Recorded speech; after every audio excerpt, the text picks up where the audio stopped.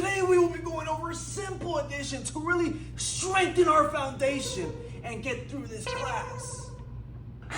5 minus 4. Man, this is gonna be the easiest day of my life. Bro, they're paying the professor to teach this to us. Alright, and today we're going to be proving the general solution to the nonlinear second order boundary value differential equation, which is solved It has by to be using Star Wars cylindrical language he's coordinates. writing, dude. There's no way. Bro, is that even English? What is that? Alright, and before we move on to the next topic, did anyone have any questions? No questions? Perfect, let's move on.